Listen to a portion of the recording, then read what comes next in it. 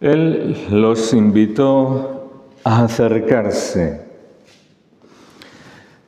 El Señor Jesús actúa con misericordia, con paciencia, como maestro bueno, queriendo dar a conocer la verdad, queriendo que todos acudan y conozcan a su Padre, le conozcan a Él, conozcan la verdad y el bien que están en Él. Pero claro, el hombre pecador es el que había hecho el camino contrario, y ahí estamos todos. Nos habíamos alejado de Él. Ya en el Génesis, tras el pecado, se dice que Dios llama a Adán: ¿dónde estás? Y él dice: oí tu ruido en el jardín, me dio miedo porque estaba desnudo y me escondí. El pecado lleva a alejarnos de Dios, porque es una barrera que nos separa de Él. Pero además nos roba lo que nos permite estar en comunión con Dios. Adán se da cuenta de que está desnudo, que no puede estar en presencia de Dios. ¿Por qué? Porque Dios es santo. Y Dios, para tener amistad con Adán, le había dado este don de la santidad. Y estaba revestido de santidad. Cuando peca, pierde lo que Dios le había dado. Y se separa de Él, pero Dios le llama, Dios le busca. Dios le busca y sigue buscándonos. Y desde entonces Dios sigue llamando al hombre y acercándose. Pero no puede haber un encuentro entre dos partes, entre dos personas, si una busca a la otra, pero la otra está alejándose continuamente, ¿verdad? Tiene que haber un deseo recíproco de encontrarse, un volverse y acercarse.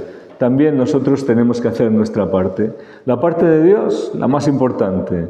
Dios envió a su Hijo, se hizo carne, habitó entre nosotros, murió en la cruz, para abrazar a toda la humanidad, para acercarse hasta lo máximo a nosotros. Pero ese pasito que tenemos que dar nosotros lo tenemos que hacer. Y esto es lo que el Señor está esperando a este grupo de personas que se reunieron, tanta gente, dice aquí, que no los dejaban ni comer, a Él y a sus discípulos. Cuando están algunos calumniando, no entendiendo, por maldad, por ignorancia, por varios motivos, calumniando al Señor, Él aprovecha para buscar que se acerquen más, buscar que conozcan la verdad, aprovecha para darles una enseñanza. Les dice: acercaos, acercaos. Y les hablaba. Como está deseando que el hombre se acerque a la verdad, que el hombre se acerque al bien, a la santidad, a la vida que está en él. Y a pesar de que es tratado así, calumniado, acusado falsamente de lo peor, a pesar de que esto hacen los escribas, los que se suponía que conocían la ley y que tenían muchos medios para reconocer que ahí estaba el cumplimiento de todas las profecías, pero todas se cumplen en Cristo. El Antiguo Testamento es la preparación de su venida y no lo reconocen. Al contrario, dicen que está movido por Satanás, que cuando actúa expulsando a los demonios lo hace por el poder del príncipe de los demonios. Qué ceguera, pero qué maldad, qué maldad. Qué maldad de ver el bien y llamarlo mal, de escuchar la verdad y decir que es mentira. Porque se necesita ceguera, sí, pero además maldad, para no reconocer el bien y la verdad, para mantener una posición en que nosotros no queremos cambiar, los hombres, agarrados a nuestros engaños y a nuestro pecado. Pero también su parentela, su familia, decían que estaba fuera de sí, que estaba loco, porque no paraba para comer, porque hacía cosas fuera de lo común. Y claro, cuando el hombre no entiende algo, la primera reacción es rechazarlo, incluso por un motivo equivocado. A veces un cariño mal entendido, como aquí, le querrían, ¿verdad? Eran su familia, sus parientes, sus primos, etcétera, llamados aquí hermanos, bien. Pues todos estos que lo querrían por ayudarlo, por que estuviese bien, por preocuparse por él, lo quieren sacar de la voluntad de Dios. En vez de preocuparse de las cosas de su padre, lo que la Virgen había entendido ya cuando el niño se perdió en el templo, estos todavía no lo entendían, ¿verdad? Y no entendían que lo importante es hacer la voluntad de Dios, como enseña aquí el Señor. Y estos son mi madre y mis hermanos, el que haga la voluntad de Dios. Es decir, no se trata ya de mirar las cosas en la carne, sino en el espíritu. No se trata de amar a lo humano, sino de buscar lo que de verdad ama el Señor, que es la salvación, la urgencia de la salvación de las almas, de llevarlos al Señor, de llevarlos a la verdad y a la salvación. Y el Señor se dedica con paciencia a enseñar. Mira, aprovechando que le calumnian, aprovechando que no le comprenden, aprovechando toda esa ceguera, toda esa ignorancia y toda esa maldad, en vez de quejarse, de lamentarse, de lanzar algún improperio, pide que se acerquen, pide que se acerquen, pide que le conozcan. Venid, escuchad. Y empieza a enseñarles.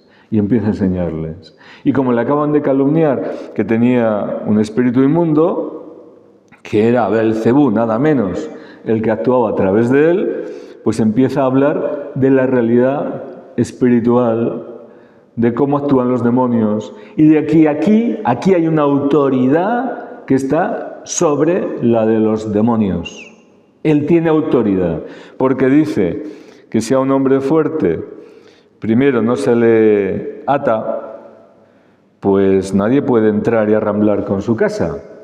Y si él ha arramblado porque ha expulsado a esos hombres fuertes de casas que habitaban, de vidas que oprimían, es porque primero los ha atado. Y si los ha atado es que tiene autoridad sobre los demonios. Y esa autoridad no viene del príncipe de los demonios, sino que viene de Dios. Y llamar a Jesucristo movido por Beelzebú es blasfemar contra aquel que está en Jesucristo, que es el Espíritu de Dios, que es el Espíritu Santo, porque Él es Dios. Y esta blasfemia dice que no se perdonará, porque es que los hombres somos así. En vez de querer aprender, damos por sentado que ya sabemos tantas cosas y llamamos bien al mal, mal al bien, verdad a la mentira, mentira a la verdad, como denuncia Dios a través del profeta Isaías. Claro, esto cuando es por ignorancia, pues es muy peligroso, pero de la ignorancia se puede salir. Es más, necesitamos salir y tenemos medios para salir si nos interesa buscar la verdad.